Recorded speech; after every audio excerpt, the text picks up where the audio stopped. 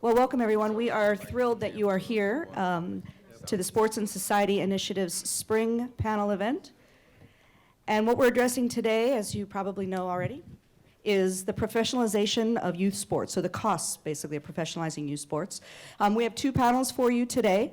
We're going to talk with some people who have excelled at sport themselves and now making a living in the sports environment with adolescent and amateur sport.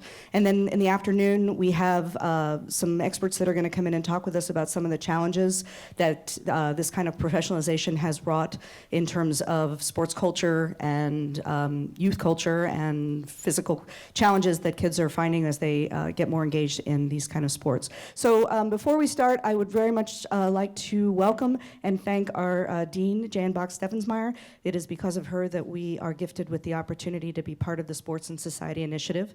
And for those of you who do not know, it's the brainchild of Lucia Dunn here, who had the forethought to really start to think about how this intersection of sport and society is affecting all of us.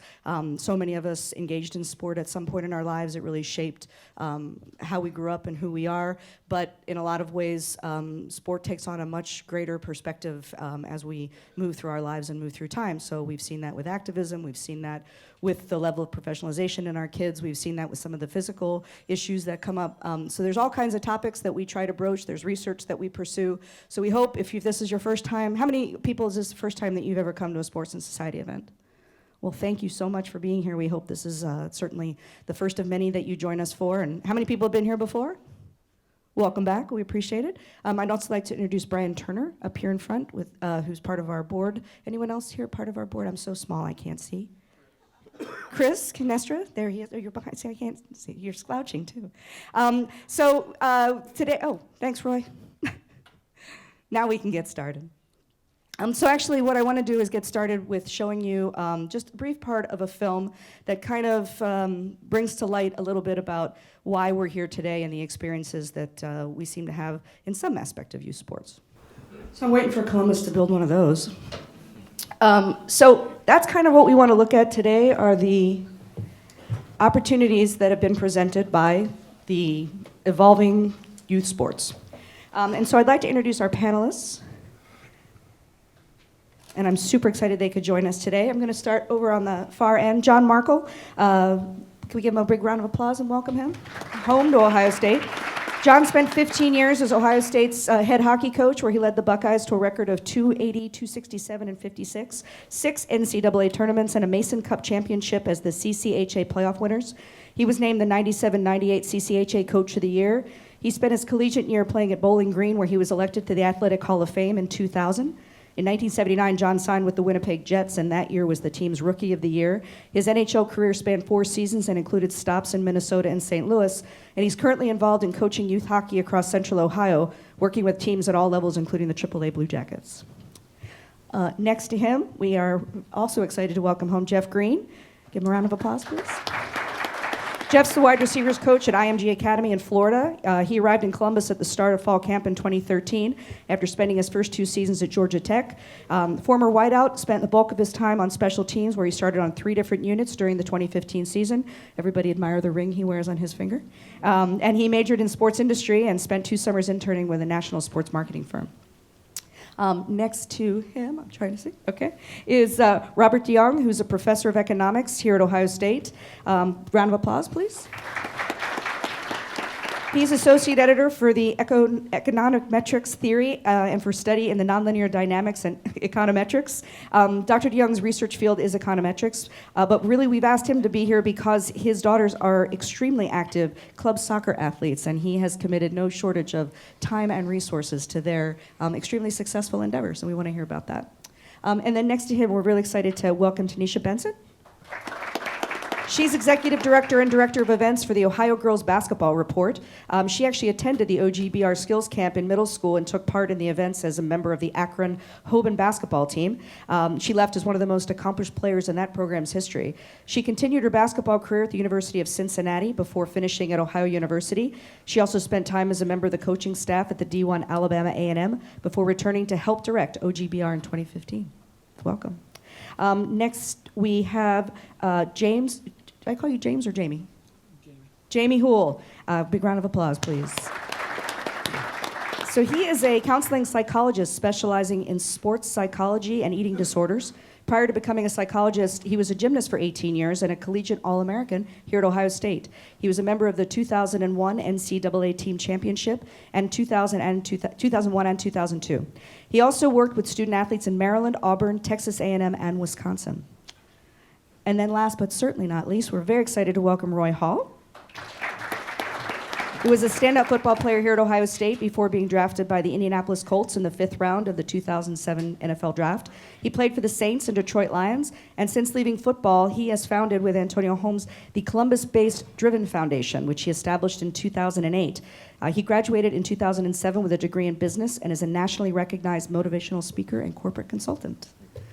And now, last but certainly not least, I want to welcome your moderator. This is Edward Sutton. Edward is the incoming editor-in-chief for The Lantern. He's a native of Norfolk, Virginia, and he's come here. He actually came here to pursue a career as a baseball executive, but we convinced him that journalism was a better route, and so he now is pursuing a path in journalism, and we're excited to welcome him as your moderator.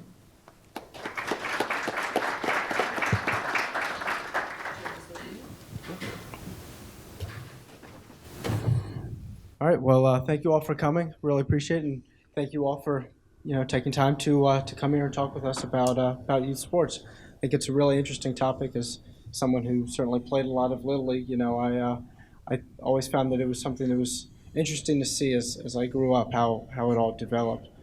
So I guess sort of the first question I want to ask you all, just to get it all started, is how have you all seen this sort of youth sports? Things like these summer leagues and these events that happen outside of school. How have you all seen them develop over the years to where they are now?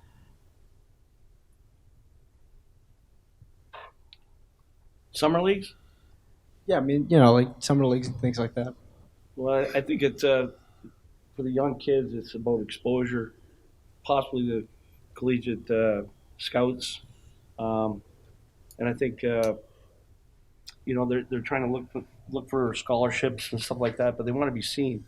And I know, like in hockey, when we were doing it, they were doing a lot of prospect tournaments and stuff like that. It would drive the coaches crazy because it would never end. The season would never end. The recruiting cycle would never end. But that's where I think it came from. That a lot of, like, a hockey used to be like a 6-month sport. Now it's like 12, where they're running into the summer and they get to be seen. Maybe they're going to improve, or a coach is going to take them under their wing. But I think that's, from my perspective, that's, I think, where a lot of it came from. Now, one of the things that I think has been particularly interesting about this whole, sort of rise of it all is that recruiting interest has become such a big thing. I think that you see, like, football recruits, if a team wins in football recruiting rankings, if they come out on top of the 247 rankings, fans of it seem to just react as if, like, the team just won a national championship. And I think that there's a lot to be said for that's been driving sort of that interest in these, like, high school sports. So, Jeff, as someone who's really been involved with that, working at IMG Academy, how have you seen that rise in recruiting interest sort of drive this overall theme of, like, trying to get kids to do these sort of things, like participate in IMG? For the most part, I mean, it's just at IMG, we basically just recruit all over the place. So if you go into different, schools, they don't like it, obviously, taking their top-notch guys from them. So you have a couple of schools in Texas that, keep us away just because when we schedule up our teams and, we want to pick the best teams out there because that has a showcase when we tell a kid, hey, we have 150 schools coming throughout the spring, throughout the summer. You have Coach Meyer, Nick Saban, stopping by the school, talking to kids, when they can. It's just to have that atmosphere down there where it's like, okay, if you come here, it's only a select few. We can take about 40 scholarships each year, but they're going to get the exposure they need and, that spotlight. And then we have up there is where, a kid might be a 5-star recruit and he's like, okay, well, I'm used to being on the top of the pedestal, and then they want to wait, November, December, to commit to a school. Well, yeah, you haven't talked to a school in 5 months, and we had that issue where, we had about 10 kids with offers from Alabama, Ohio State, Georgia, but by the time they decided, okay, well, I have to go to that school in January, so everybody's early enrollee. They call Coach Meyer like, hey, I want to commit to you guys in December. He's like, well, we're already full on our class unless you're the top-notch kid. So we got to just remind them that, stay on it early. Everybody wants to wait out, but you have to realize when you're in this situation, you don't have, the traditional signing date that's in February to commit. You have to, get the ball rolling early. So. Now, Jamie, sort of going off that, I think one thing that's interesting about going to a place like the IMG Academy is that there are, an athlete might go to a local high school and they're the top athlete there. They go to a place like IMG and all of a sudden, they're surrounded by all this talent. How does that affect sort of the psychology of like a player, the mentality of a player when they go from being someone who's sort of perceived as the top athlete in their class to all of a sudden they're surrounded by these top athletes? Yeah, I mean, I think it depends on the level of self-esteem that they might gain from that position of being the top person in their sport. And so if that's 85% of their identity, and then they go to IMG or, I obviously as one of the sports psychologists at Ohio State, a lot of elite athletes come here as freshmen, and then they are surrounded by elite athletes who might have 3 years on them here in the program. And so if I develop 85% of my identity and self-esteem from that it can take a higher hit on how they feel than if somebody goes, I got lots of other stuff going on in my life, and then I come to Ohio State or IMG, and I want to compete, but it's not everything I am. The effect is less. Now, one thing too that I think is sort of interesting is that it's like that you go to a place like IMG and it sort of seems like the focus is going to be on trying to excel as an athlete. How is that? How do kids sort of deal with that? Mentality of like going there and trying to focus as much as they can on developing themselves as athletes while also trying to balance academics. That could be for others. Okay, so pretty much when the guys come to us down at IMG, see, they're just two groups. So we have about 40 kids each year that we can give scholarships to. And then the other majority of the team are guys that are paying, that full $70,000 tuition a year, who parents come from all over the place. So when they come in, we're pretty much getting 4-star, 5-star kids. So it's not more so they're coming in like, hey, I need to, develop my game. Because for the most part, we'll get a kid in, July. We'll get a kid in July and they'll be at the school with us for 4 or 5 months. Then they're turning right back around and going to, their college that they're supposed to go to. So for the most part, they get it, what they're coming there for. It's a business because, they stay in the dorms there and they keep track of their, academics, because we might have a game in Las Vegas or California where we have to play Friday. We got to leave Wednesday. So we have tutors and teachers who pack up with us, come on the plane trips with us, and then they get all their schoolwork information done. So for the most part, that I like to say, all our 4-star, 5-star kids, they get it. They know that they're just be on the top-notch team in the country. The recruiting process is really, they come in with 20 scholarships already. So it's just like, they already been there, done that. But for the most part, the other kids whose parents are actually paying for them to actually come to the school, they're getting the coaching, and they have that aspiration of playing in college. They just don't have, the skill set that most of the guys that come in already with. So. Now, Roy, one thing that I think you sort of touched on a little bit is that it's to be able to go to something like IMG or some of these other places, it costs a lot of money. And there's sort of this rise of like you almost have to participate in sort of a summer league or play on this like big travel team. How do athletes who may not necessarily have the financial means to be able to afford that kind of thing, stand out in a world where they kind of have to? Is this subject for anybody else who might make you really upset that like the youth part of kids is eliminated now? Like raise your hand if you're one of those people. I just wanted to know what crowd I was in to figure out which side of the fence I was going to be on. So I'm on the opposite side because my experience is a little bit different.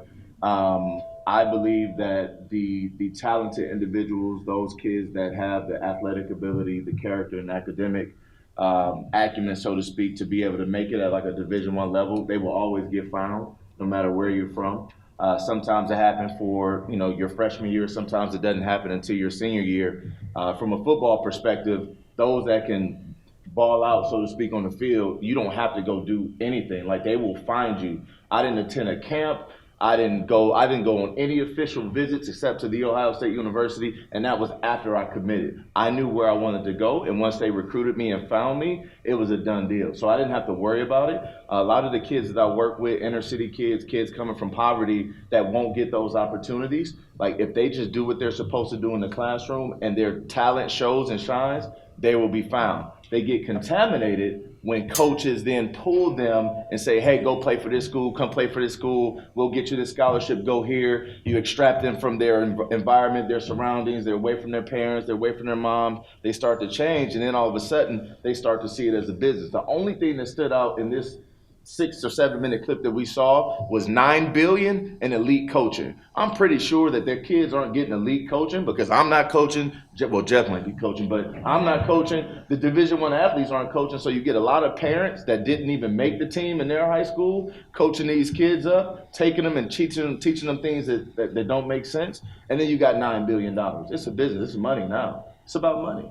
And those kids, I just keep encouraging, hey, keep your grades up. And from an athletic standpoint, if we can get you into some things locally, the local people will start to be your microphone. When I was in high school, Ted Ginn Sr., who's opened the Ginn Academy and sent countless people here from Glenville. Don't worry, man, I get long-winded, bro. That's why I kept quiet. He became my microphone. Where I was from South Euclid, Ohio, I didn't necessarily have a lot of backing, but him having contacts in the coaching world, he called Coach Tressel and said, hey, you need to get up here and see this kid over at Brush High School, and he wasn't even my head football coach. And so he was able to be my microphone for me to kind of get the ball rolling.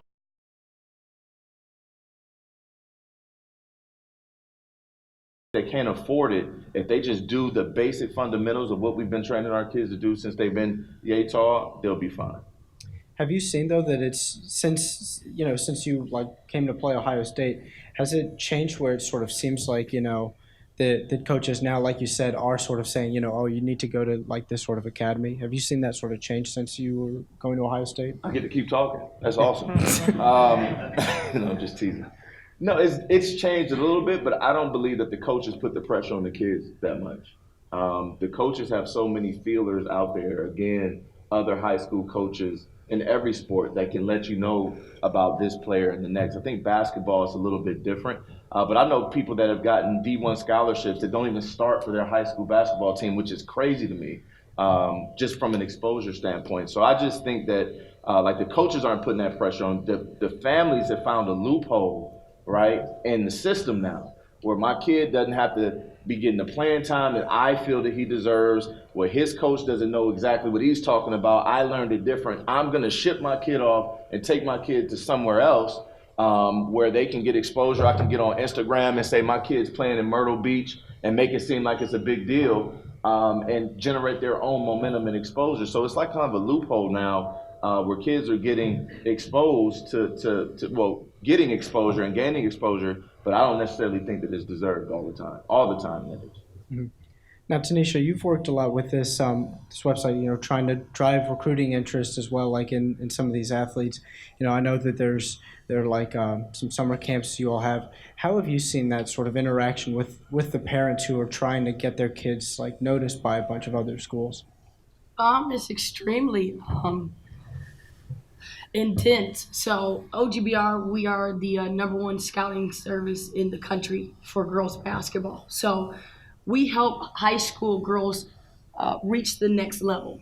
We believe in the complete package of exposure. So on our database, we serve about over 400 colleges from UConn all the way down to a community college. And then we partner that up with events.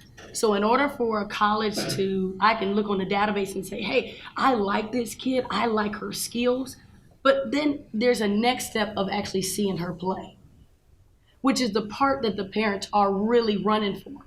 It makes no sense to go on my database and say, hey, I like this kid, but you've never seen her. You're going to give her all this money and you haven't seen her play? Not going to happen. So the parents are really committed to making sure that their kid is exposed. Where we have a problem is sometimes at the different exposure events, and we run exposure events, you may have 15,000 kids in a gym, and you are promising a kid to be exposed. There is no way that, let's say it's 500 colleges that are there. There's no way your child is being seen. No way. It's not going to happen at all. So sometimes parents will pay money for the exposure. And I got to tell a lot of parents, all exposure is not good exposure. In youth sports, if there is no development, oh, trust me, you will get exposed and it will not be good. And especially how we do it, we really changed. So when AAU went to more numbers, bigger facilities, we went the opposite way. So we only select a certain amount of kids. So our ratio is about 3-1. For every 3 players, there's a college coach. So I can say your child is being seen, hands down. If your child, let's say you have a player that plays girls basketball. A lot of people don't know this. We've been in business 20 years. Out of the 20 years, it took us about 7 years to become the 3rd most recruited state for girls basketball. If you so happen to be born in Ohio as a girls basketball player, thank God.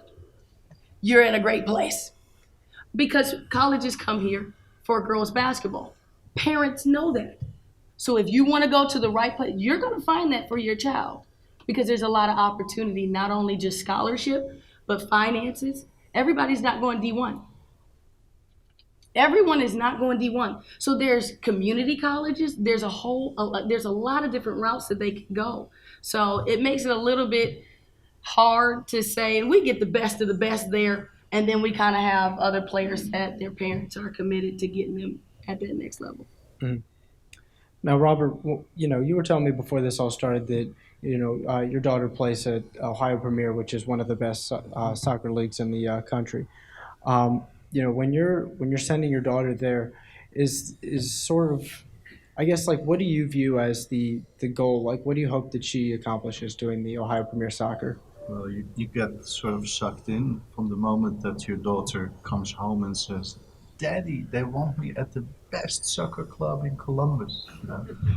And then from that point, you just get sucked into, and you kind of realize at that point that you get sucked into something. So I want to come back to what you said. This may be true for football, where there's a lot of expertise in America and basketball.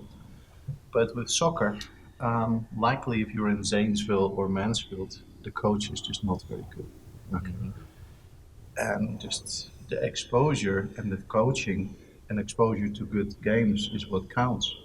So on this team, most kids are actually from Dublin, and they're upper middle class kids who can afford this. But there is nobody from Mansfield or nobody from Zanesville. All the girls on that team are going to go on to D1 scholarships. And as my daughter puts it, my team is filthy rich. And so talent doesn't seem, at least for that sport, to be the deciding factor. It's getting the exposure to the excellent coaches, and that seems to count. The team has been together for a long time, and every year I wonder how it's possible that so few kids can get in from the outside. But the kids who are playing together have been exposed to the excellent coaching for 6-7 years. And it's just not possible for an outsider based on talent to get in. My daughter did that. So she actually 5 years ago, managed to squeeze herself into it. She was the only girl that year to be admitted. And a year later, nobody else managed to push herself into that team. So my experience is a bit different from you. Mm-hmm. Yeah, I think that, and that's great insight, obviously, because I'm a football player. My daughter actually plays soccer, and I don't live in Dublin, and I don't have soccer experience. But what I do know is also this process has eliminated the hard work from a parent standpoint. And it's funny, she's walking out the room now, but I call her Mom Johnson, but Deborah Johnson, who's Jay Richardson's mom, who played with me at Ohio State, what she's done is an excellent job of, as a parent, doing her due diligence and fighting for her kid. And so instead of saying, hey, I want my son to get exposed, so I'm going to put him on a certain team, she's saying, I am going to do it myself. And so the parents that are in Mansfield or, Zanesville, wherever they're from, if it's work, if it's time, this is where the passion, it was interesting in the video, the mom said, I love this, I love this. And just from where I'm from and how I was raised, my mom loved me so much she would have did whatever she could for me. Now, that's not the truth for every student athlete and every high school kid, but for those parents who are coaches of passion, which probably you are yourself, and like these people will step up and do what they have to do to get these kids exposed where they are, because it can be inconsistent to say, hey, if I can try and get this kid, there are elite places, but I just believe like if the parents step up a little bit more and use the technologies that we have and say, my son or my daughter has a passion for this particular thing, I can go through certain channels and talk to certain people in my area to get the exposure that they need in my particular area if they can't afford it. Because that's kind of what I'm dealing with on my end with a lot of the kids. We don't have an opportunity to do it, but if once we have people in place that are willing to project these kids and expose these kids to the masses and connect with the right people, you can kind of eliminate that. So I definitely agree with the experience is a little bit different. But I do believe that where you are, you can still flourish where you are if just you have one or two like committed parents and or coaches that are willing to go a step beyond to do what they can do on their level. Now, John, you coach for a AAA Blue Jackets, I believe it's called. Have you found that sort of, like what Robert was saying, like what Roy was saying, like that nowadays a lot of these travel leagues are, they require not only the talent, but they require a lot of the, like financial backing, like you need to spend a lot in order to get them into these kinds of leagues. Yeah, I'm in the process of doing that right now. I'm interested. What does it cost a year to play Premier League or travel soccer? What would your estimate be? Actually, I anticipated that question. So just $2,200 annual fee, full, because of course you cannot really play for your high school. That would just not. Right. Then you stand still. You have to just keep on playing at the club. So that's $400 outfits, $500 fall tournament in Chicago and Michigan. Then January to Florida, April to Phoenix, May to New Jersey, and June Seattle National Playoffs. This adds up. At the most conservative would be $10,000. Yeah. But certainly in practice it's going to be more. And I'm stingy. I don't go along to all of them, so that means that will save me. Yeah, that's about $1,000, $1,500. it's about $15,000. None of the other parents do that. They go along to everything, and then I would estimate that what they spend is at least $15,000. Yeah, the expenses are a big part. Hockey is expensive.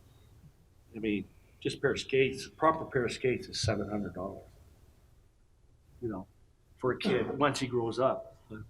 One of the interesting thing about, like you're talking about developing, they'll develop on their own. When everybody up here can stand up, walk, and run, like you can do that, right? Can you skate? It's a very unique thing that you can go to a field or your driveway and shoot. You can, yes, in hockey you can throw around with a ball, but skating is the name of the game. And if you can't stand up, you can't play. And the only way you're going to do that is travel to one of these rinks. So say you're living in Pickerington, Ohio, or Zanesville. My wife's from Zanesville. Anyways, if you want to play hockey, you got to travel almost 2 hours or an hour and a half a day just to skate. And that costs money. You got to pay it when you get in there. And the parental involvement that's involved with those young kids is, hey, I want to play hockey. I want to play hockey. Well, somebody's got to drive you. It's not like high school where you walk out the door and there's a field and you got practice. You got to pay to play, and you've got to pay for your equipment. Your sticks are $150. Not all of them, But how many sticks do you think those poor parents pay for in the season? And, you know, I think that's what makes it unique. And the expense is the one that can separate those kids from playing or not playing. Now, I know the Blue Jacks are trying to do it, the NHL is trying to do it, where they're handing out the equipment to get the kids involved so they get an opportunity. Like I'm sure a lot of you know, somebody that's tried to play hockey at 14 or 15. It doesn't work. You have to start when you're young. And that's the unfortunate part about that. But expenses come down to it. You know, like you're watching, like, was it Hilton Head or who was it, Myrtle Beach? You know, those people have to stay in certain hotels. They have to stay in certain hotels. If you don't participate in the tournament. And everybody here can get a cheaper hotel. But the tournaments make money from those hotels, which I think is totally unfair. The elite coaching, you know, in hockey, you take a seminar and you think you can coach, but the parental involvement there is somebody's willing to do it. You know, you have to practice and stuff like that.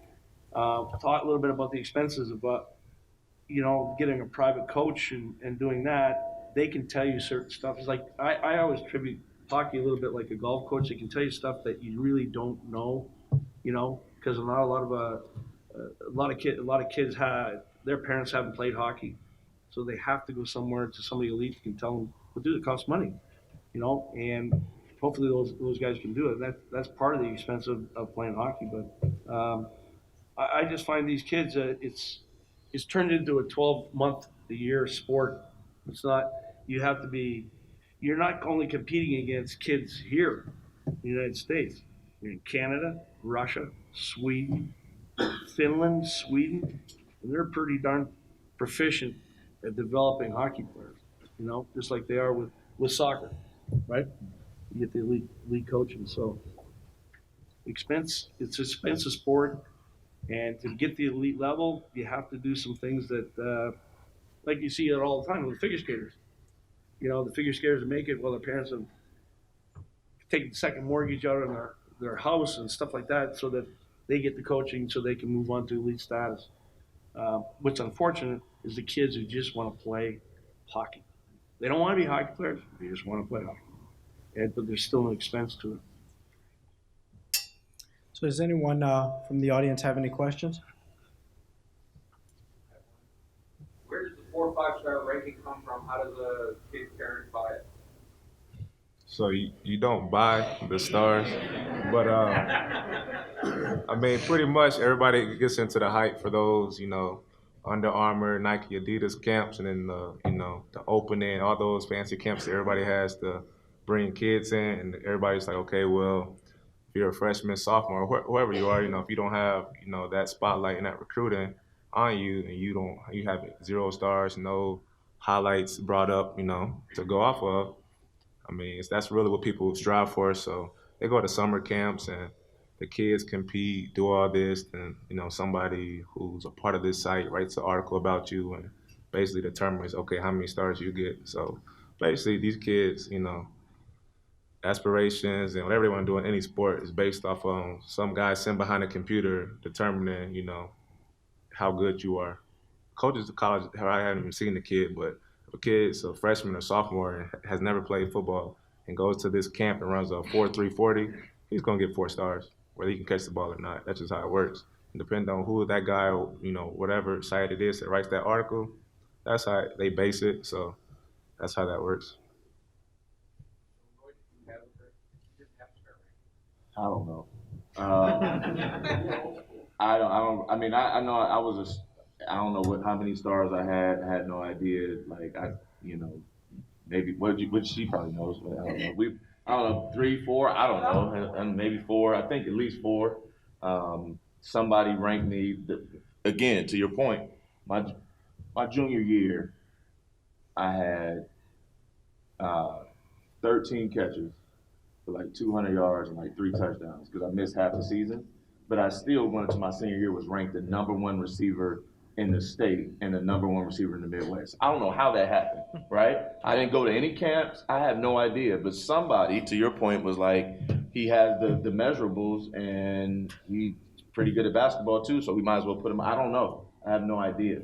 But again, when I say old school, it's just keep my head down. I'm just going out because I want to play football or I want to play basketball. I wasn't necessarily thinking I want to be a 5-star guy. So like, I don't know. And we didn't have anything. I didn't go to any camps. My mom couldn't afford anything. Like I don't, you know what I mean? So to me, when I see the other side of it, I was a business major at Ohio State, Mark, I just think differently. Like I just see money, right? I just see all the money that's being made, the hotels, deals being cut, backdoor, all those different types of things. And it's changing the work ethic of the kid where I'm a better football player because I played basketball for 3 months out of the year. I ran track. I played a little bit of baseball. I tried hockey, but bros don't really skate. So it didn't really work out for me. And but I was well versed, right, and versatile. And so with it being a 12-month sport now, the kids literally have one passion and one thing. And if it doesn't work, that's it. Like if I wasn't a football player, I would have played basketball. If I wasn't a basketball player, I would have been running in the Olympics. So I think that's where long term where it hurts to just be one focus. But I have no idea how many stars I have. There's a lot in the sky, but I have no idea how many I have. So we've talked a lot about some of the negatives of these things. Can each of you give some of the positive? So Roy, I think we started with Tony Coach Foundation, how the sports have given you a platform and a hook for kids, and being able to do things. I think we've done some stuff with the Next Foundation. Yep. They come down and they never travel basketball foundation, but we do more with it. Yeah, so obviously sports just gives us something, a platform and a vehicle that, you know, we've all been blessed with. I mean, that's the great thing about sports. It kind of knocks down all the barriers and the things that separate us as a country, as a people. If you're good at sports or whatever it may be, it doesn't matter where you come from or what you do. If you're helping us win, then it's good.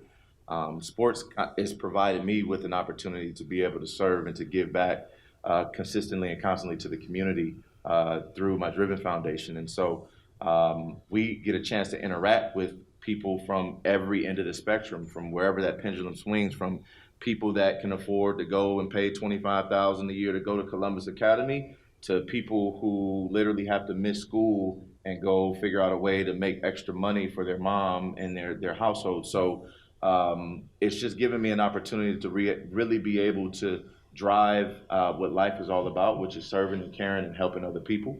But again, coming from humble beginnings, I remember what it was like to not have. I do remember what it was like to have friends that could go on that AAU team and could go travel, and we couldn't, and what it felt like, because in my mind, even then, it was sort of being embedded in me that I had to be a part of this group to be elite. And my mom just taught me different. And so my work ethic has allowed me to even transition from being at an elite status, NFL, et cetera, to being able to transition into real life and to give back and to serve. So that's why I love sports, but that's why I train our kids and everyone that we work with, that just because you don't necessarily have this or a part of this particular team or group doesn't necessarily mean that you can't make it.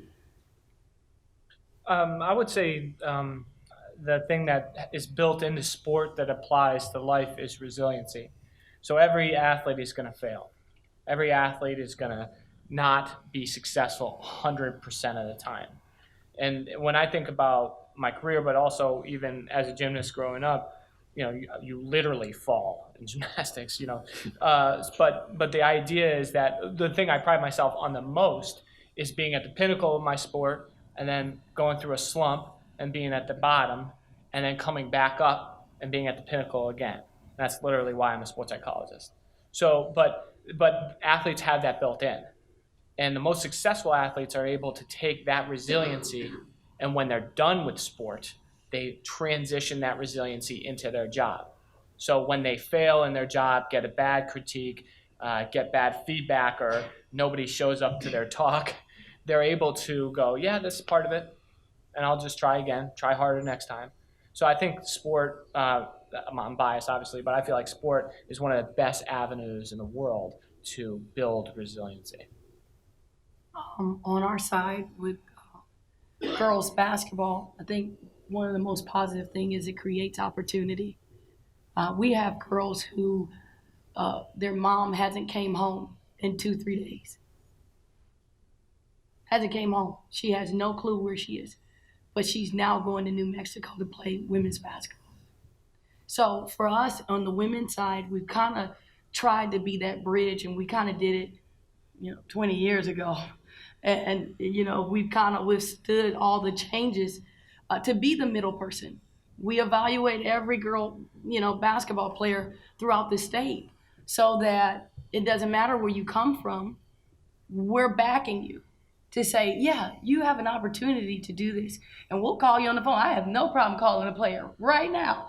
Ma'am, your GPA is not where it needs to be at all. And you have great potential. So we try to be the bridge between that before they go into college athletics for someone to speak for them. But it's so rewarding to see kids that or girls that never started when they were in the 7th grade, didn't think they were good, had self-esteem issues, and then they come to an event and it's just like they change. And then from there, they go into saying, hey, I'm going to college. Parent has never been to college, never seen it, never talked about it. And they say, hey, Coach Benson said I can go to college to play basketball. And that's what I want to do. And then we pair it up. So we have the colleges and then the girls. And we pair it up to make sure that they get that opportunity. And then once they go to college, now they have a degree. And then they're back in sports. And so we have so many alumni that come back to create opportunity again. So with sport, that's kind of how it happens. And it's a beautiful thing when you know that kid's story, when you've seen it, and it's like, woo, you did. We gonna really have to work because there's some things we got to tighten up.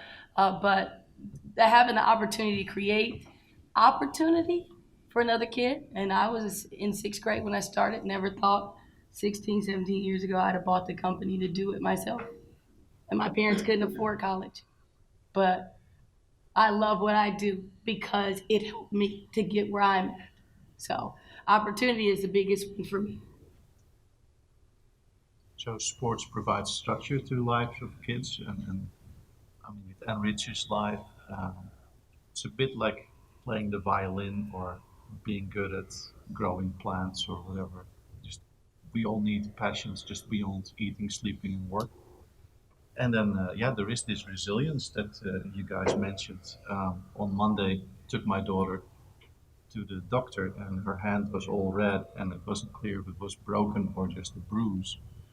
But then she just matter of factly shows it to the doctor and said, yeah, and it's about this big and all red. And I'm pretty sure that a regular girl who would have something like that would make it into a big deal. But for her, this was just, well, some girl stepped on my hand with a cleat. So yeah, there's a lot of resilience there. I can see that for sure. So positive, I'd say being down there at IMG is just getting to be around, great kids who come from all over the world. We've got kids from Sweden, Australia, just here in the States as well.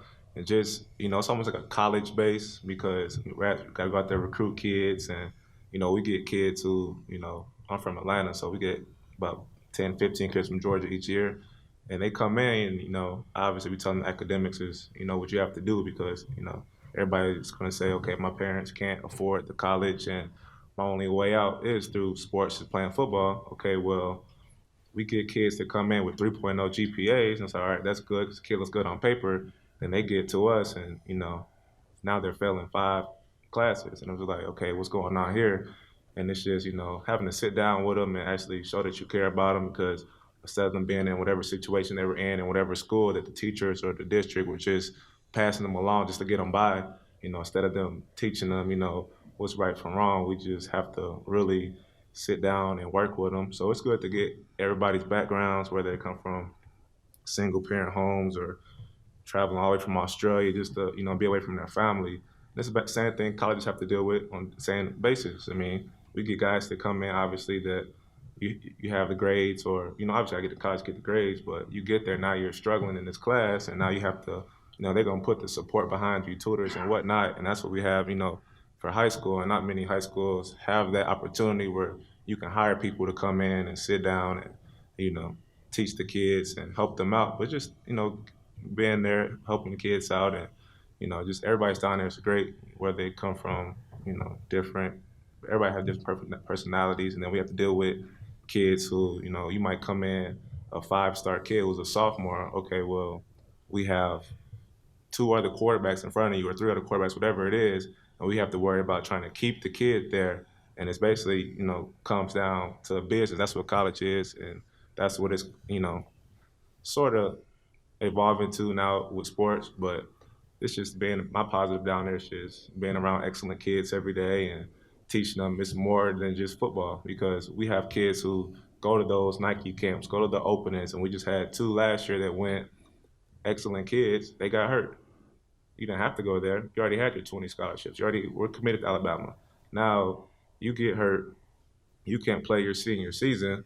And the best thing about, being at IMG is, okay, if Nick Saban, Urban Meyer offers this kid a scholarship, they're not going to take it back. Some coaches do that. Where you get hurt, they pull the scholarships, but nobody's doing that down at IMG just because of who we are. Because if you come down there and take a kid's scholarship from them, you're probably never going to get another kid out of the school again. And they don't want to lose that. So it's just teaching them. It's like, yeah, they're going through what they're going through. And we just sent a kid to Penn State. He plays receiver towards ACL at one of those camps. They honored the scholarship, and yeah, you're gonna get back out there and get a good grasp of it. But you got to realize, everybody wants to go to the NFL. That's not for long. That's what I tell the kids every day. You just got to know that it's other avenues and other things you have to do to, reach out to people. Don't just stay over in the corner. Be non-sociable or whatever. Just reach out to people. Just be positive, slow down, talk, be articulate, and everything like that. What my mom taught me growing up. So not everybody has those father figures, and I don't have any kids. These kids are about the same size as me, if not bigger. I'm not too far removed from college as it is, but just to sit down with them and teach them, like, okay, well, right now, obviously, your strong aspect is football, and that's all you really want to do with your life right now. But trust me, you got at some point, of course, Mario tells us you got to start playing B. And the good thing about that is, teaching them to before you get to college, know what you want to do. Don't just get to college and okay, well, we're gonna throw you into this major because you don't really know what else you want to do. That's how I was. I'm not even gonna lie to you guys. I went to Georgia Tech, 25 some engineering programs, 1 business school. I didn't want to be an engineer. I didn't even know what I wanted to be. So they took all the football players. All right, we're gonna throw you all into business school. Get up here, you have a little bit more, things to choose from. And I said, okay, I want to be something that revolves around sports, so majored in sport industry. And that's another thing, just teaching the kids. It's just like, once them lights are off, what are you gonna do? Because I know plenty of guys who I play with right now. It's just they're just back home, hanging out on the couch, doing things they're not supposed to. But just gotta keep pushing. So that's what I teach the kids down there. Well, the positives, I think, you teach your kids a little bit about time management. They don't understand that till you get there. We all sit here. We know what it takes to make it. Our job is to try to help them do that. There's discipline to it. Everybody has, team sports, individual goals, and how do you attain them through being on a team. The socialization. That dressing room can be a hard place to live. Peer pressure and stuff like that. You get an education in there.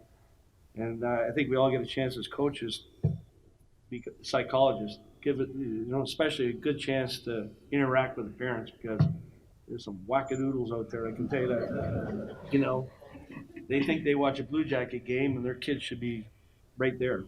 It's up on the banners everywhere where, you're not playing for the Blue Jackets. I don't know.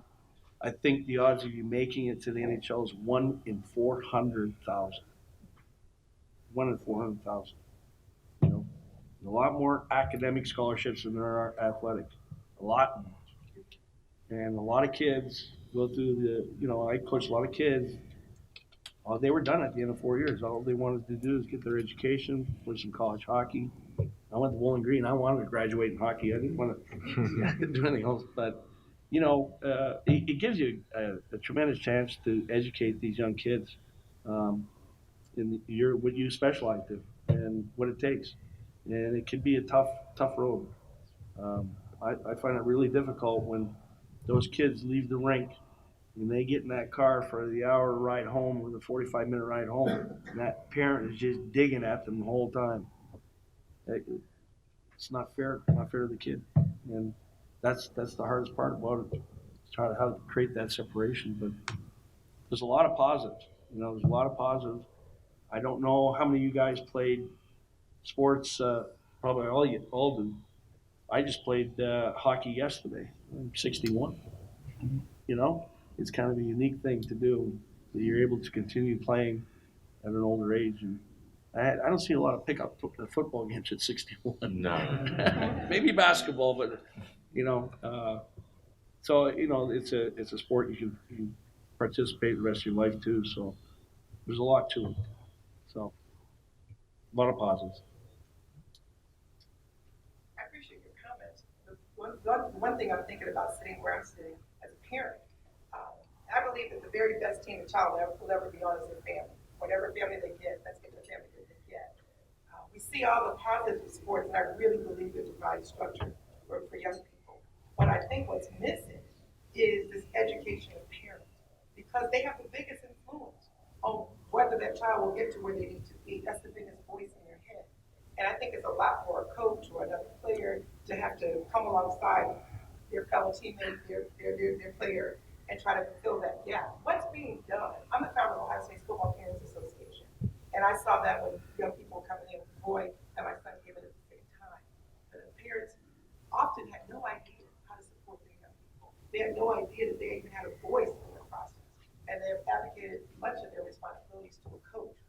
What's being done on the other side to make sure that the knowledge base for parents is increased so that they can be a better support for coaches and for people on the team? From our end, I know at our events, I'll start with skills. I'll just say skills camp. That's your introduction into girls basketball recruiting. It's the first one. If you know you want to go play college basketball, you got to be at skills camp. Do not miss it. That would be all bad for you. But at skills camp, we take the parents and we actually have a class for them, so that they understand, because they really don't know. At the end of the day, college coaches, and I was a college coach, so this is going to hurt saying that, we are salespeople. We are really good. I mean, we can sell it. We can sell a raggedy dorm and make it look like it's a mansion. We're really good. And parents aren't prepared for that, or don't know which exposure events to go to. If they're charging $500 for an exposure event and it's 15,000 kids in there, good luck. But they don't know where the line is. So helping them through that process, understanding, the NCAA, and that's changing every day, okay? I am on the phone with them all the time because they're cutting the evaluation days, meaning that when you have the evaluation days for the NCAA, those are certified events in which college coaches, Division I, are able to view those kids. When they cut the days, it makes it that much more competitive. It's only going to get worse in this business, I'm telling you, because the more they cut the days, it makes it that much more harder to get to those events. If this is nationwide, and let's say little OGBR in Ohio, we run an event, but there's other thousands of events around the country. There's only 4 coaches on the staff. They can't be at every place. So there's going to be fights between the event operators. There's going to be fights between, the NCAA and coaches. It's just, it gets really tense. So we provide sources and classes for our parents, just because we've been in it for 20 years. And it really doesn't exist in any other state but Ohio. So we kind of, I understand that there's a lot of parents that really don't know. At OSU Sports Med, we at the Jameson Crane building here, we're having coming up, and I wish I knew the date off the top of my head. Yeah, for the gifted parents, for the gift. Yeah, perfect. 10 days away. Right. 10. Yeah. So that's great because obviously biased with Sports Med, but just seeing the athlete as a whole and talking to parents about seeing the whole athlete. You have a psychologist there to be able to kind of talk about the psychological piece associated with somebody at that level. So I think that can be really helpful. I mean, the biggest thing I've seen in my office with the parents of the athletes that I see is they all know the right things to say, which is, it's not about me, it's about him. It's about her. If she wants to quit, I'm okay with that. Are you? No. If I spend $30,000 on something and then I burn my money, no. So, but what I'll say is that's the biggest thing I've seen recently is parents know the talk, but how, what's the car ride home after in my office? I think there's work to be done. How would you feel if you were that parent? You spend all that money to go down there, and little Johnny doesn't go running out onto the field to play. Now you're up there and you're just fuming. What are you going to do? You're going to go down and get in that coach's face. Yep. And there might be something that happened, a situation. You got to trust the coach at that point. And there's a lot of credibility there. Are you going to let me coach your kid, or are you going to let me? There's only one way. That's a hard part of the coaching, and you have to be a psychologist to do that. But there's a lot of situations there that you have to trust the coach. You have to.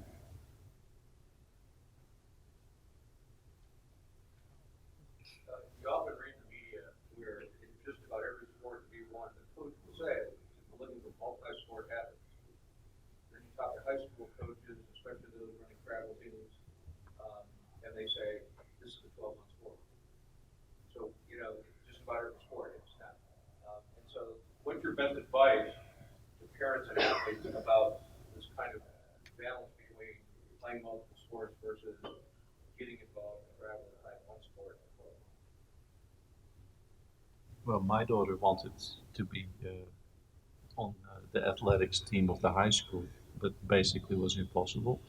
It's both sides. So the soccer said you're not going to miss anything, and the high school said you have to be dedicated to being an athlete. So no high jump or long jump for you. So basically, it was impossible. So the idea of a multi-sport athlete, I don't think any of the girls on my daughter's team is a multi-sport athlete. That maybe, from what I'm seeing, that seems a thing of the past. I'm all about it. Play, yeah. Yeah. You could play like you're a tennis player or you're a lacrosse player now. Lacrosse is huge. I'm all about it. Cross train. You're a good athlete. You're a good athlete, right? Can I make a comment on that? I'm a basketball coach, and I had a girl with me at the beginning of the year, and I mean, she is in tears. She's in tears because she's so stressed out about telling me that she can't play basketball because of the year-round soccer.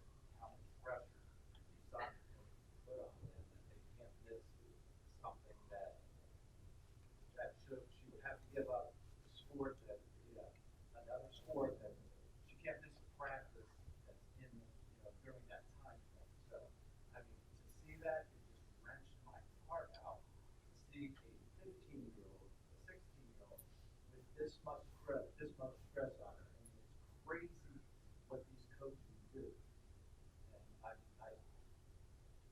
And well said about what's positive sports, and again, I get the opportunity. I totally get that, especially when I coach girls basketball. But I'm telling you what, the only reason that mayor is excited about this is because it brought in $1.45 million to his community. He doesn't really care about people.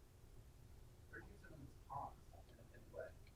So, but I'm telling you what, there's so much stress on these teenagers, especially girls.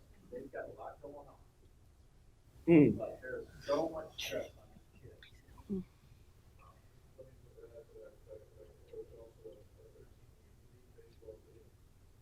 Every single one of our kids play basketball. So it's coach specific, sports specific. People are aware of we need to give these kids opportunities to use sports as a platform for development, not necessarily a platform for scholarship. And it depends on what level. I know as an athlete, I'm not going to say what school, but at one point they were like, "Oh, you're not running track." It's non-negotiable because if I get hurt, there's my scholarship. If you're talking about elite of the elite, they're not going to play. They may not play those other sports because if you get hurt, now your scholarship is gone. I mean, let's say it's over 400,000 athletes that in basketball, both men and women, if we combine it, maybe 16,000 get scholarships. That's small.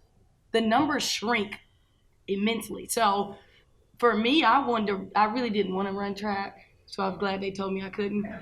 It was a perfect excuse for me. I did not want to be out there in the little shorts, in the cold, jumping, running. I didn't want to do that all day. So, but they told me, no, you couldn't play. At a certain point, once I had committed, that was it. So at certain levels, I believe in multi-sport at a certain age, but some elite players, they're not going to allow that to happen. And I get it, because if I would have got hurt running track, that's not good for me. That wouldn't have been good.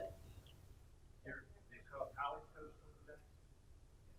But again, it comes back to, and now, granted, I'm not trying to age you, but 20 years ago you said you started this.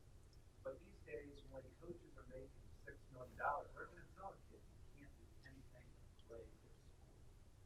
So, I mean, again, and I get it, I mean, but $6 million to coach college basketball, football.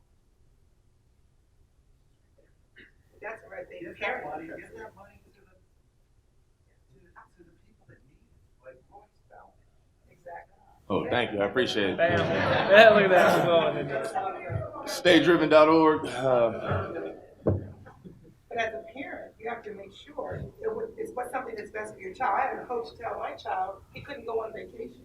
I knew my child was an elite athlete, that my days were numbered with him being able to go on a vacation with the family. And he told me if he doesn't go on vacation, he doesn't start. I said, that's going to be your problem. But my son's going on vacation. Right. And we went on vacation. These are these non-mandatory, mandatory practices. And they give out awards for coming to the non-mandatory, mandatory practices. And he says, well, he's not going to qualify for the Ironman Award. He got a full scholarship in Kansas. He was fine. Right. Okay? But I think you have to make a good decision for your own child. Mm-hmm. And to my response to this, you can only play one sport, particularly when you're talking about younger kids. You can't play any sport if my kid's not there. If a group of parents say, this is not going to work for us. And until there's some balance here for kids, because they're being objectified, kids are jumping out of windows because they no longer can play their sports. And now they've been identified only as an athlete. Yep. So now they don't know what to do with themselves because everybody is, they're the cash cow for everyone, the parents, the coaches, the schools, the cities. And then when that's not happening anymore, these kids don't know who they are. So I think it's really important for people to get on board as a group and decide what's best overall for the child. And that might mean they can't do all of the stuff that one entity wants them to do.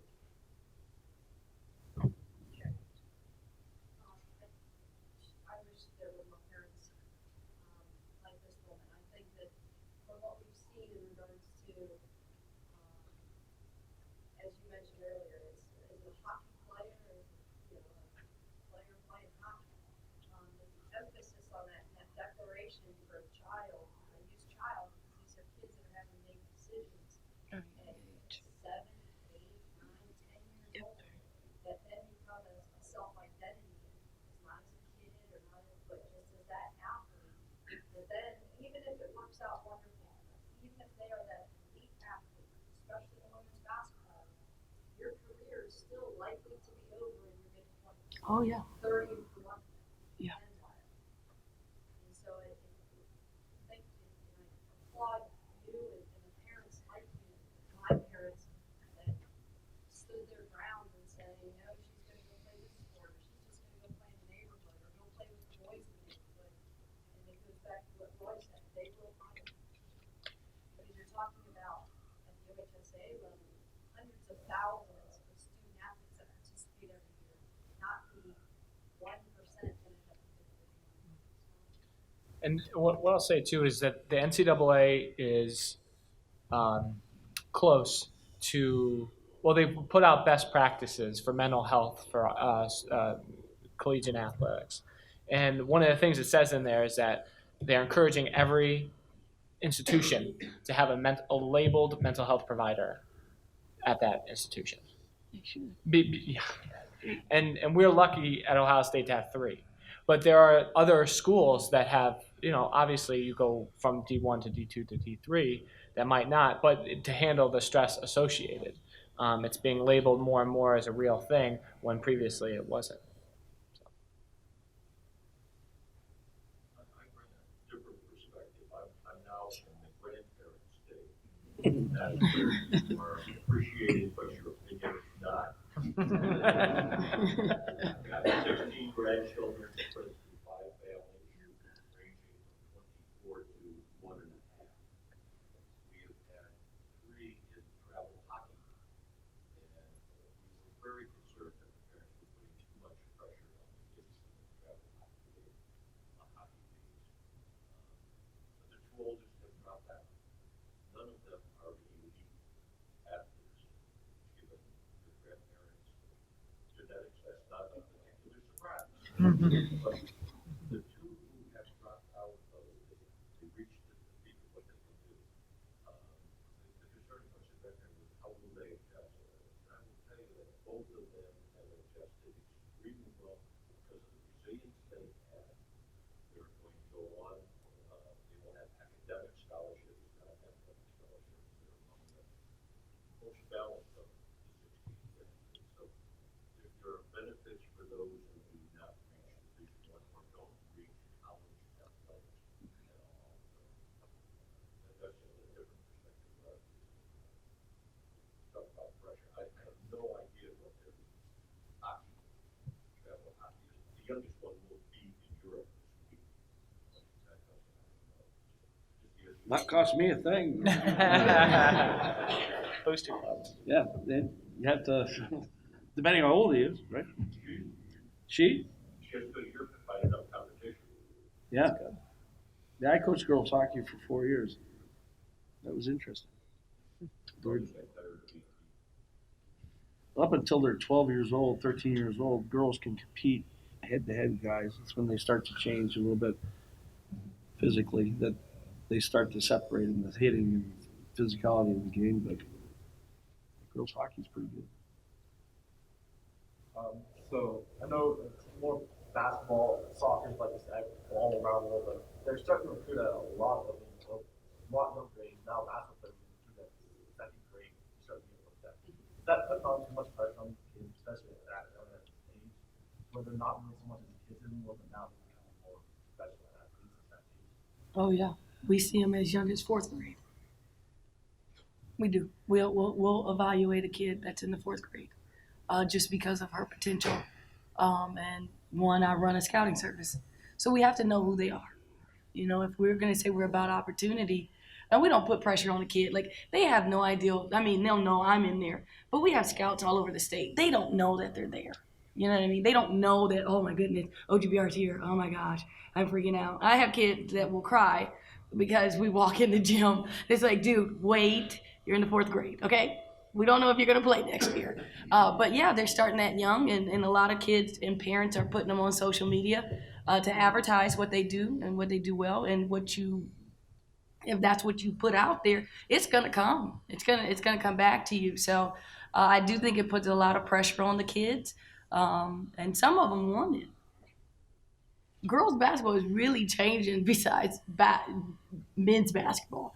Back in the day, maybe 10 years ago, the girls were going like from YMCA to then us.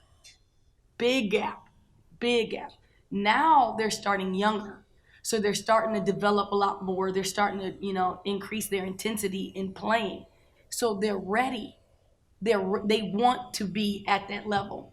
And after you've seen years and years of other college athletes or alum of women's basketball come through, you want to be just like them. And it's a small community in Ohio for girls basketball. So, yeah, I do think it puts a lot of pressure on the girls, especially in 2nd grade. Now, I'm not going to see a 2nd grader. It's not going to happen. If the ball touches the rim once, has potential, grade because it never does. So no, I won't go see a second grader. No, but we go see them young. Yeah.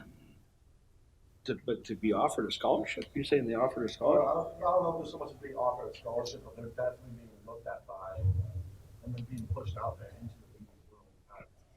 There's some 6th and 7th graders in girls basketball that have been offered. I'm sure it's the same for worse for men's basketball. But yeah, they've been offered at 6th and 7th grade. Yeah.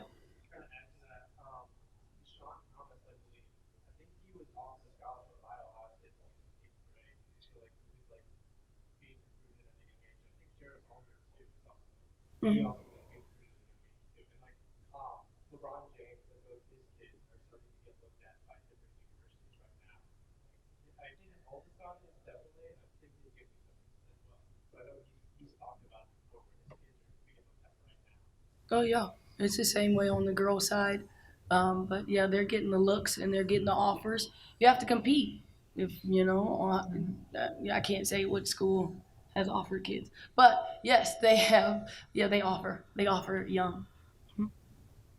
I oversee our local high school district, his high school AD, oversee under him our youth athletics program that we have at our school down in Dayton. Is there anything we can do as an organization that can help alleviate maybe some of the pressure, because a lot of them come out of exposure for these parents and allow them just to enjoy the game as an organization? Do you see anything out there that we could do to maybe help, take the pressure off, which was just going to always kind of be there? I think you should have mandatory classes because you can't give them for the parents. Give them avenues. Oh, you can't give options. No. If your kid wants to play, then they have to be at that meeting. And it needs to be constant checkups of what's going on, constant information. Because if not, if they don't know, the kid is kind of in a situation where it's kind of like they're kind of helpless at that point. And my parents didn't really know. At my high school, it was like, whoa, it was overwhelming. We had kids that's getting recruited for football, and the college football coaches will come in, and the school shuts down. The counselors there are like, oh my goodness, academic counselors back in the day, they had no clue just about getting them ready through the NCAA, what that process was, the clearinghouse, the whole nine. They didn't even have that information ready at that time back then. It was all on parents. Start that. We have second graders to start that. No, you don't have to go that young. For the young ones, you can start if it's a small class, or it depends on what age. When they're that young, obviously echoing through the athletics, through the coaches. Hey, we promote having fun. It comes from the coaches having fun, enjoying the sport, and that's echoing to the parents. But at that young age, the coaches set the tone to say, hey, listen, it's about having fun. I want you guys to have fun. I'm glad that you guys are here. That tone, that goes so much further. And then it carries over to the middle school side. Still coaches are driving it. The right coaches are driving it. And then, administrative wise, then having classes where they, have that information. There's no excuse at that point. I would appreciate the perspective of each of the 6 panelists, because you're coming from 6 different perspectives with respect to that videotape that we saw at the beginning, and specifically accepting my assumption, assuming that 13-year-old boy that was playing baseball really enjoyed what he was doing, wasn't being forced to do it, mom or dad wasn't forcing to do it. I think mom and dad said that they were spending 30 weekends or more a year doing that. Assuming the kid's enjoying it, assuming the family's into it, I would appreciate your perspective. I guess where I'm coming from in part was I had 2 sons who played AU basketball and travel soccer and soccer and travel baseball. We spent, while they were growing up, 52 weekends a year playing. One of my sons went on to play college ball, the other one didn't, but neither one of them would ever give up that opportunity. A lot of parents thought we were pushed, but they loved it. And as a family, we didn't mind at all. And from the economic standpoint, we were fortunate to be able to afford it. To me, what bothered me more and bothered me there is the economic aspect. I would appreciate the perspective of all six of them. Whether that's good for kids. I mean, Roy kind of started with where's the Yeah, I was like the Where's antithesis the- of everything. I was like child? angry man, right? Like no. where's the child in? Yeah, I'm not. Are you I'm. good for youth sports? Yeah, I'm not anti-club at all. I mean, if you can afford it and you're blessed enough to have the resources to provide and do those things, I mean, go for it. Like, I would be a fool to tell you not to. What I would like to see is instead of 52 weekends, those people that can afford it say, we'll do half, but then we're going to expose some other kids that maybe can't afford it and bring them with us or along and try and get them on the team to get them some opportunities as well. And I think that's the part that gets lost. It's the me first mentality. Not saying that you're that type. It's just that most people don't think like, wow, I can afford this. I can do it every other weekend. Wait a minute, but it's some people that can't. What if I only did half and then I brought some other kids or paid for some other kids or did the Ted Ginn senior piece and made some phone calls on their behalf? Because no matter, you know the people in your neighborhood, you know the people around, like, and so that's what I would like to see. But if the kid loves it, I mean, go for it. You know what I mean? Why wouldn't you? I would just like to see other kids get an opportunity and people step up and say, I'll put it on my dime to make sure that everybody has that opportunity to play. So. Right. So from my standpoint, I think about like the kid developing who they are as a person, rounding that out. Like a tree growing their roots down in the middle of a tornado. Because if they're really good too, they're going to get that tornado and they can lose themselves if they don't know kind of who they are like as a person. And so like you kind of trying to develop that over time and having it not just be the sport, having it be kind of other things that would round them out. Because one of the examples I often give to people who come into my office is athletes at the Olympic Training Center, so in Colorado Springs. It's 6 hours a day. Usually they're working out. They get their hair cut there. They get their groceries there. They do everything inside this compound. And my thought about that is, and if you don't make the Olympics, you have no excuse, right? And so I always think about kind of rounding out the experience. So like just making sure that kid playing baseball, like, you know, how are you doing outside of sport? Like how are your friends and that kind of stuff? Because when that baseball goes away or whatever, for whatever reason, like an injury, you know, that they have that foundation for them. I think with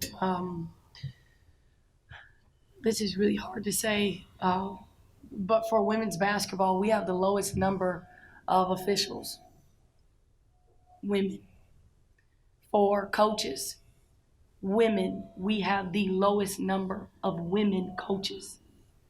That's a direct reflection of, in my opinion, the hurt of playing college athletics, the challenges. You spend your whole life committed to a sport, and let's say your team didn't win. And so there's a lot of baggage that comes along with that, with playing in college athletics.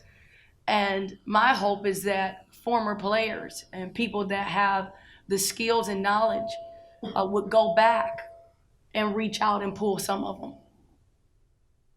The ones that know, the ones that have experienced it, the ones that have went through the process, they have been trained, they're good coaches, but just won't because, you know, just all the college, like I don't want to work out, okay, at all. After going through college athletics, I'm not getting on a treadmill. I'm not bench pressing. I'm not doing no lat pulls. I'm not stretching. Don't ask. It's not going to happen, okay, at all. Just from that intensity of there. It's taken me 8-9 years to say, okay, Tanisha, you're not going to be in an intense environment in the weight room hitting the iron, okay? You need this for your life so you can be healthy. I'm still on that.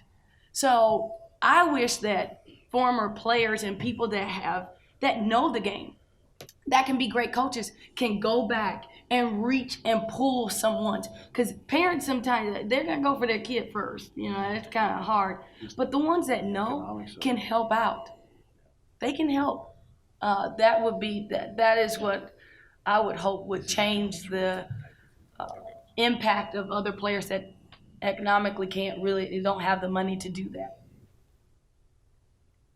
Yeah, the family you saw in that's basically my family. There didn't seem much joy in those two parents. They looked a little overwhelmed and stressed to my taste. And I think, at least at my house, it's also more fun, if you have to get up at 5 a.m.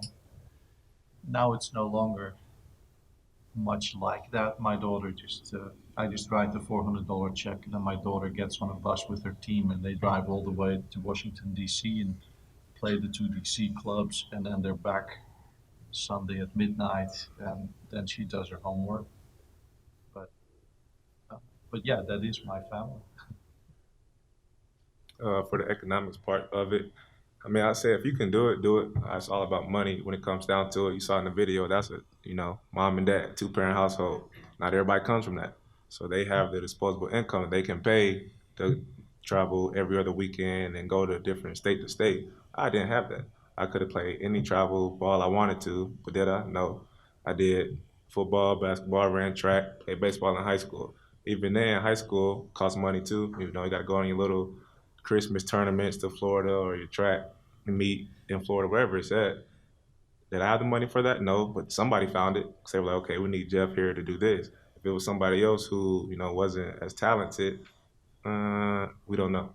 But I'm like, Coach, I need somebody give me some cleats. I don't have cleats, my cleats, bro. I don't have the money for it. Man, you gonna get the NCAA involved, man. I mean, hey. Start taking away victories. Right, just But record. yeah, just the coaches. I mean, whether it's your high school coach or somebody that's stepping in to help be a father figure. It's not talking about colleges, but from your neighbors. Okay, well, we need Jeff to play on Fridays. Okay, we're gonna buy him some cleats. Or I need to ride to practice. Every time I wasn't allowed to go home and just hang out and kick it. I had to be in a sport. That wasn't an option. You have to do something. You're not just gonna sit in the house or walk around the streets with all your friends or your mom's at home, get off work at 5, 6 o'clock at night. That wasn't an option for me. Neither was playing travel ball. I mean, they could have the booster clubs or whatever that sponsors a kid to play basketball or run track, but okay, you sponsor me to run track and you sponsor me to play basketball. Okay, who's gonna get Jeff from his house to practice every day?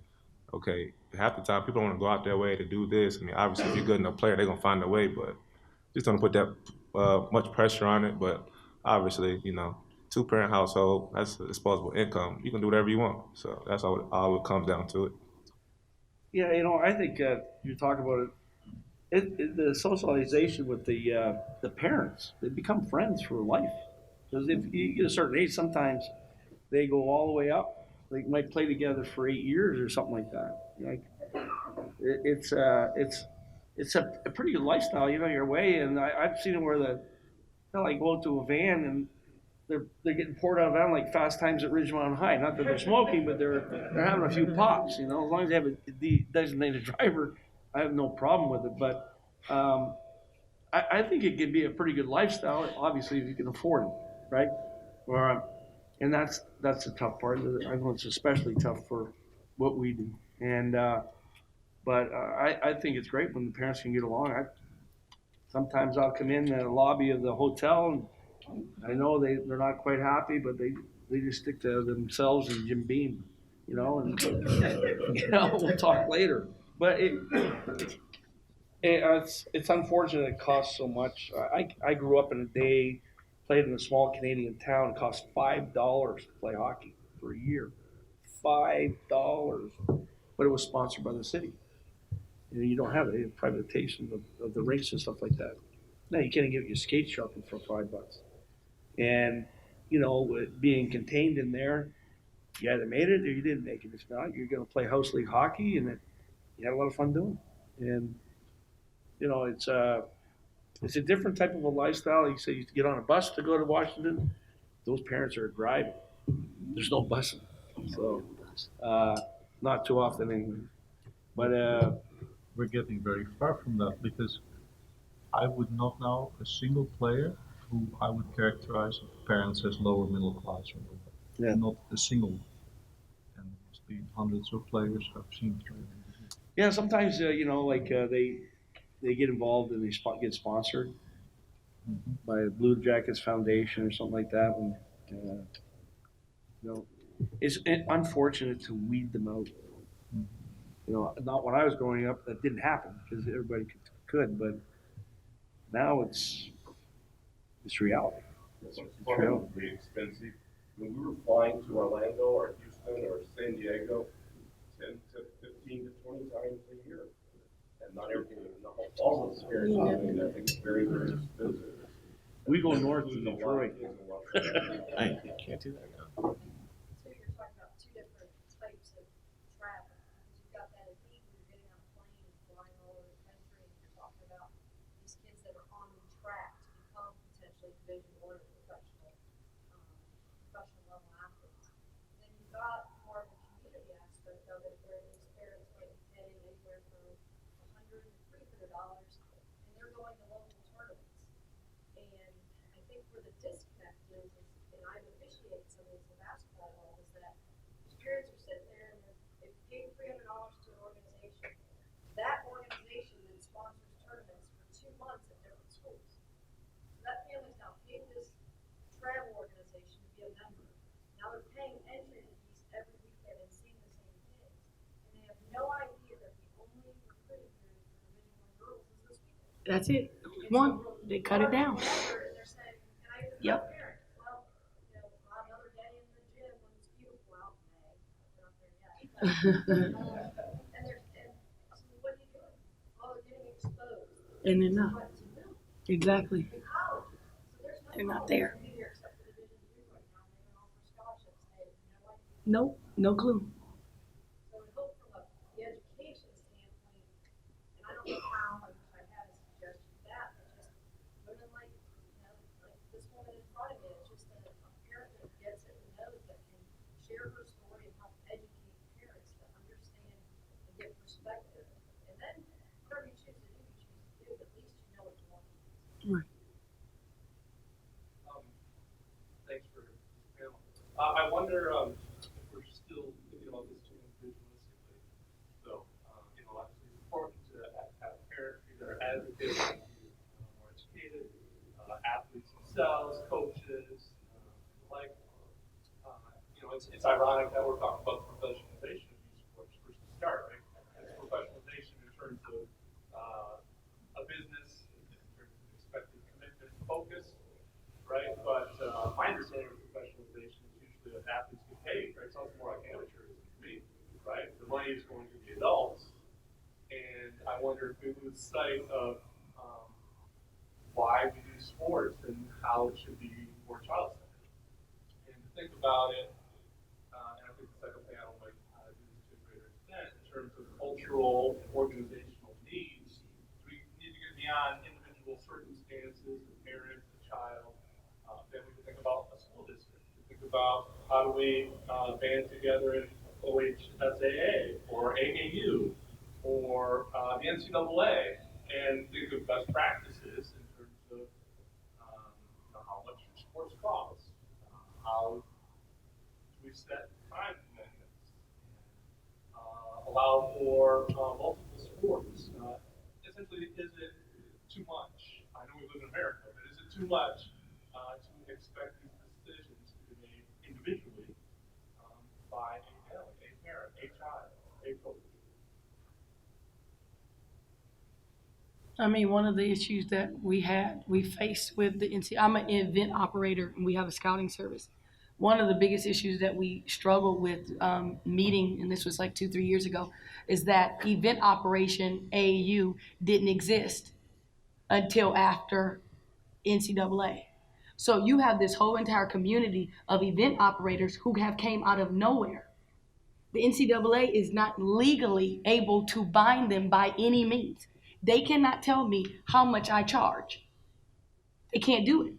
The NCAA is for Division I, it's for the colleges.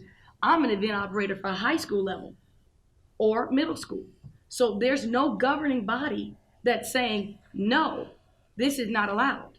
There is no governing body. So let's say there are tournaments that will charge a team, I'll give a number, $2,400.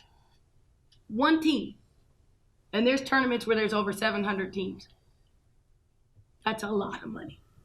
That's going there. But there's no governing body that says that's enough. So what they're trying to do is they're trying to cut the days.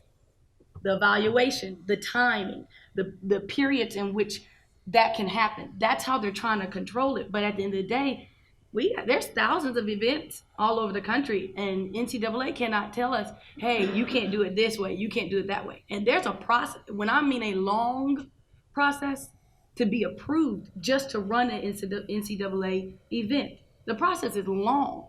So they're trying to contain it, but I don't think the NCAA was like, okay, we expected this to happen. Kind of events kind of just popped up, and that whole entire enforcement board is 4 people.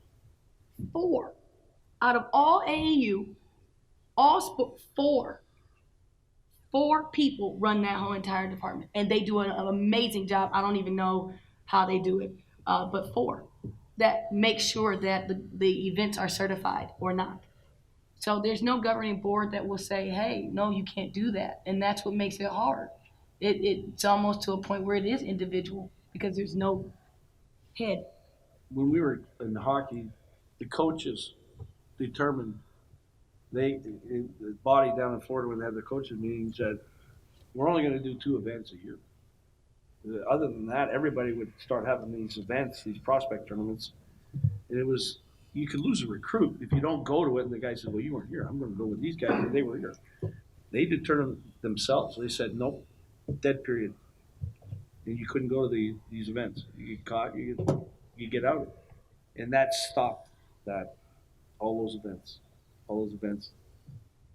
Because people running on making their yearly wage from it. Like $100,000 in a weekend.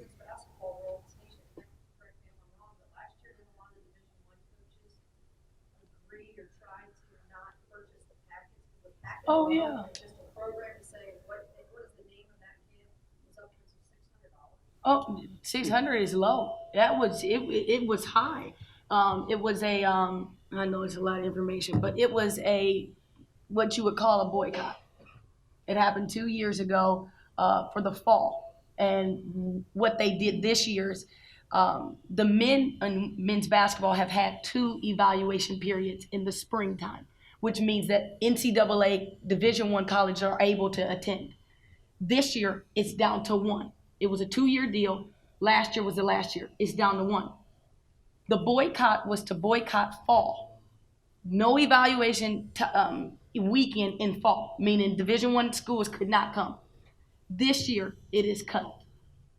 So it's kind of a little bit of a fight. And you know, the schools decided, hey, you know, we're not going to go. And then they wanted to recruit. So they begged a little bit. So they initially said, hey, I'm not going. You know, I'm not going to that tournament. And then the number 1 recruit decided to come to that event. So you know what they did? They came.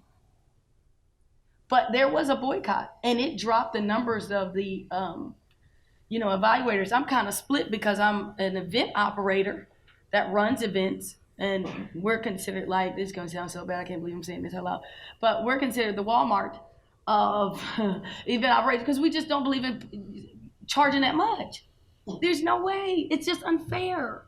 But on the other side, as an event operator, we are bringing the best kids for those colleges for that opportunity. So yeah, there was a big boycott, and we did lose money because the colleges didn't come and the kids wanted those colleges to come. But yeah, packets go for at least $1,200, easy. So I'm curious, when we watched that video, I mentioned it earlier, I felt subconscious because I've been that mother, and I mean, I'm a huge hockey fan. I love hockey. The fact that my son wants to play hockey makes me so happy, and I feel grateful every day that he's not, to be fair, Frank, he's not talented enough for me to worry about a lot of the problems we're talking about, so I get to watch him. But I just scream as loud or louder than that woman. I drive him hither and yon. He got the flu at a tournament this year, and I was like, I took him off in my vision. If I was in a Blue Jackets game screaming like that, you'd all think I was a great fan. But when I scream like that for my son, I crossed the line. And how do I help other parents kind of feel that they navigated the line, that we supported our kids, but haven't crossed over into a space that makes us feel? Let me give you a very clear answer about that. You know, I'm thinking about one instance when I was talking to a parent, and she said what I said earlier, which is, of course, if he wants to quit.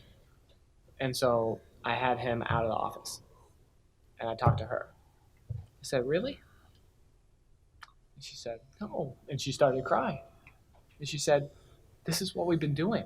We have been doing, and I'm not judging, of course, right? But then what I encourage people to do is think about themselves as parents, and think about the way you were raised, and think about what it means to be an athlete, and think about what this is about personally. You know, you lose yourself in your kid. You're a person too, as a parent. One of the things I learned as a parent is all my stuff growing up and my parents comes in the door. And so if parents can slow down, and maybe it is pure joy and excitement for their kid doing that. But if they're starting to get feedback from coaches or other parents or whatever, that it's a little much, they're getting in the faces of the coaches or whatever, I encourage people to pause and back up, slow down. What's going on internally and what could be related to that that gives you the verb that makes you yell till you have no voice every single weekend or spend $30,000 or whatever. And so I don't know if that's a good answer, but I think people get in trouble when they lose themselves and they're only focused outward. If they focus in, they get a little more insight into what's happening. His book comes out in the fall. Bam. Yeah. John, maybe you can talk to this too. You mentioned, you know, when you travel with these people, they are my family like that. They're my friends. We've been together for years. And it's going to end for me, and I know that. But, you know, you don't want it to end. But you feel this family connection with these people you travel with. How do you disconnect as an adult from these relationships or from, if my son decided this year he's going to quit hockey, suddenly all of my relationships change. These people that I've been friends with for years. So how do you kind of help coach people through that, recognizing and having personal investment that they have? Well, one of the things is like most of the kids like you, they're going to go to college anyways, right? Is he going to play high school hockey? He's playing. Okay, he's playing high school hockey. He's going to college anyways, right? And those relationships are going to probably stop anyway. But I think it, you know, unless you go somewhere to play club hockey or something like that, and a whole new phase starts for you. But also you get a bit of your life back. You know, I'm an empty nester. I didn't mind it. It's a little tough at first, you know, because your social life starts in September, August, and ends right about now. But those friends of yours, you went through quite a thing, you know. Some are going to be going on to bigger and better things. Your son's going on to bigger and better things. You got through it with good help, you know. But I think it helps you in the process of doing what you're doing right now. And if they're true friends, you'll still remain with them, you know, the rest of your life. And I say the same thing about when you go to college. You know, you go not knowing anybody, and you come out some of your best friends you ever met in your life. And I think that's the same way. It's kind of unique. You know, like my son, when he was traveling, I couldn't go because I was coaching. My wife was teaching, and he would travel with. His name was Jake Crane Plastics. His son was deaf, and they would room together and have a riot. Now, don't ask me what they were doing, but you know that kind of relationship can happen. And yeah, they didn't see much of each other after that, but you know what a tremendous experience it was for both boys and for me. So. Kids learn from you too. I mean, it's hard. When we had our parents' association, oh my goodness, we had tailgates all together. We did everything. We were traveling games together. But it's like life, you know, we go in and out. But when your child sees you handling the same thing, they realize it happens for everybody. When they go to a different school and all of a sudden they can't like this person before. Your parents move away. We moved from Worthington to Dublin, and I thought my son would have a breakdown. And so I realized, I said, seriously? I mean, he still walks to school. But it happens. It happens like that. So you just enjoy it while it's there. And then you get new things. Yeah, you get a longer honeydew list.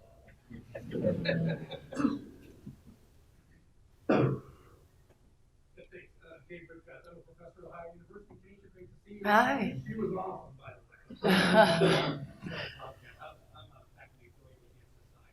And, listening to all of that stuff, Roy was very pleased. I tell kids all the time, you can be in the South Pole if you're good enough. They find you. Back in the days when I grew up in Colorado, we had what they call six-man football. How many states still do that? There was a kid who played six-man football before the internet. He's got a scholarship to the University of Colorado and got 2 Super Bowl rings with the San Francisco 49ers. Very healthy. So you can be found. So there's positives and negatives to what we're talking about today. Clearly, I think in my view, maybe you can disagree, that maybe, Robert, what you're doing isn't necessary. But like Jeff and others said, if you want to do it and your kids are okay with it, that's one thing. But where are we going to go? I guess is what I want to ask everybody on the panel. And I think this as it is right now is going to a bit of a house of cards. I think. I don't know if it's going to be able to sustain itself as a sports complex like we have. Where are we going to go in the future? Will it stay? Will it change? How are things going to go? Like your panel. I don't know. I'm kind of concerned, right?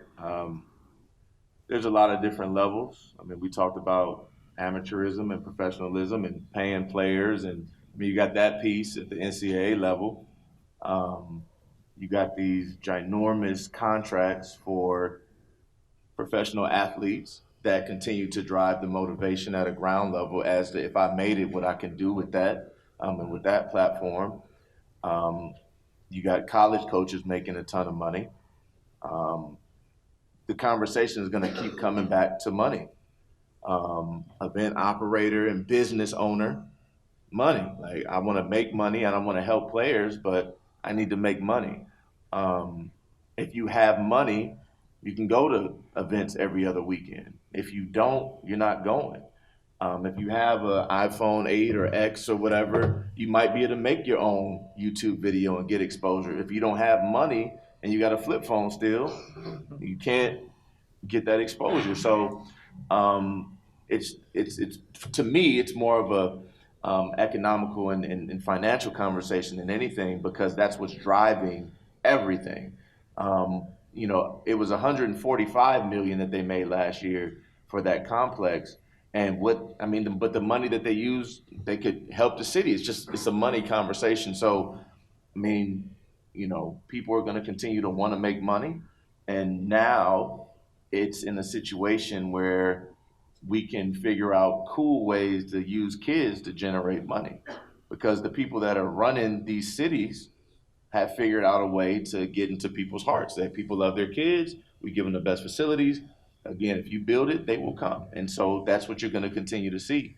The Bo Jackson facility. Bo Jackson didn't go to Ohio State.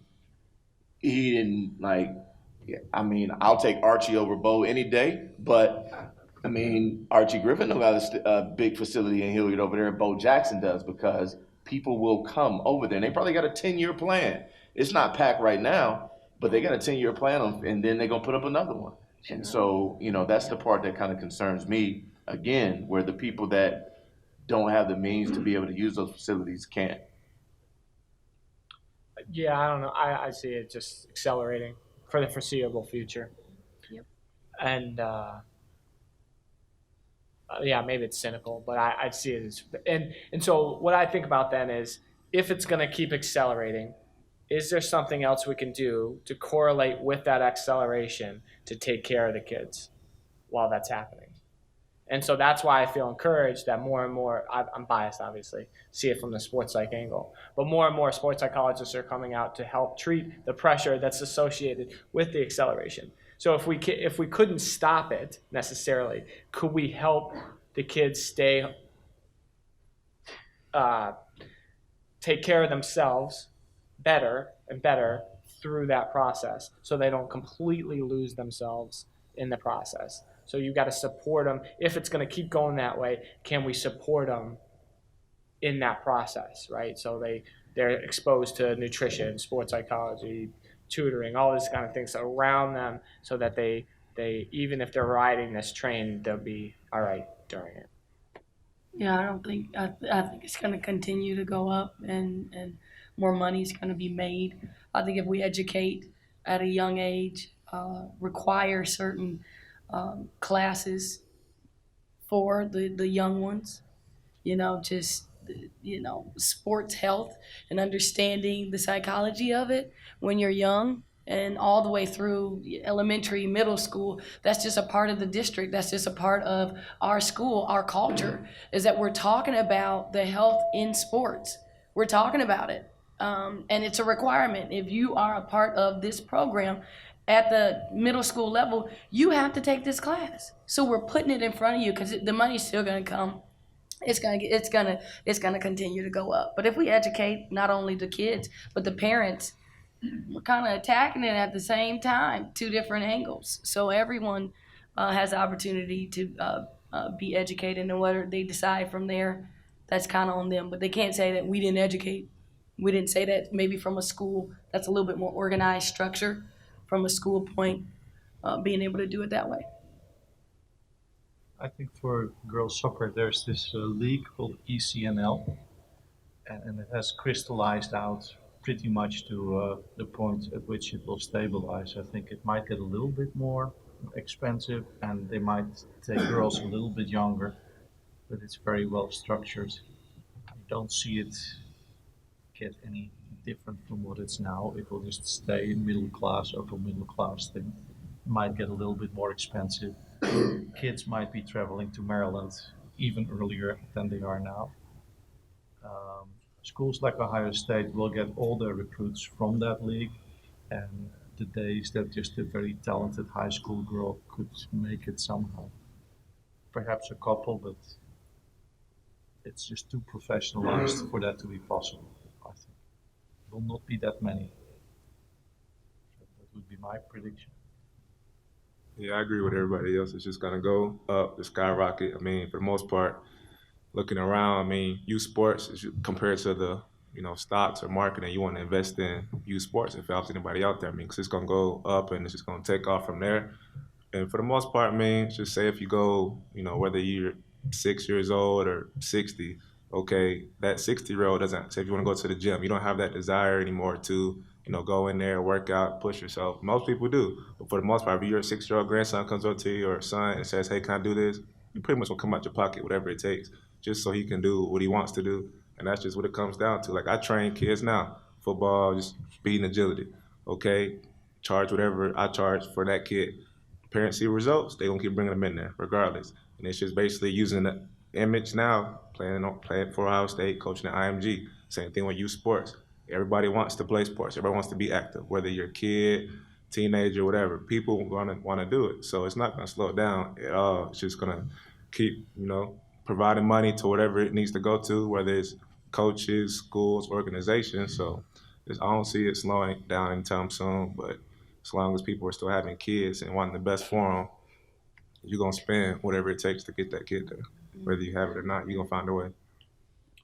I think it might go by the way of what they do in Europe. You ever see those teams over there? The advertisement here on their pants and the back of their leg and their helmet, just so they can play for a certain club. And you'll be owned by that club, and they'll sponsor you, pay for you, you pay for your development stuff like that. But it's going to get elite. Then there's involved with transfer fees and stuff like that. But I think hockey's in trouble. I think hockey's in trouble. I really do. I don't know. What do you pay for a field? You pay to rent a soccer field? What would you pay for an hour? Usually the cities will make them available for next to no money. $300 an hour. A hockey stick, a graphite stick, you see the post, costs about $12 to make. They charge $250. That's ridiculous for a kid to have to pay that. To think he's got to pay that, it's crazy.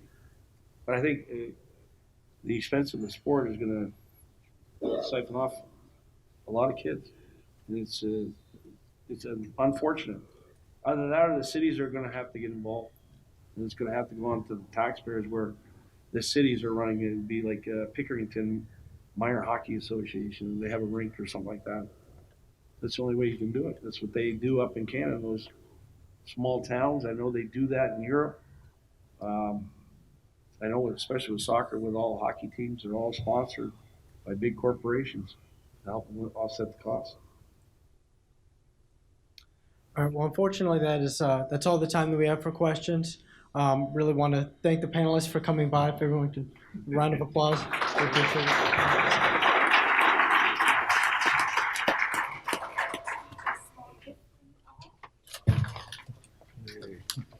Thank you.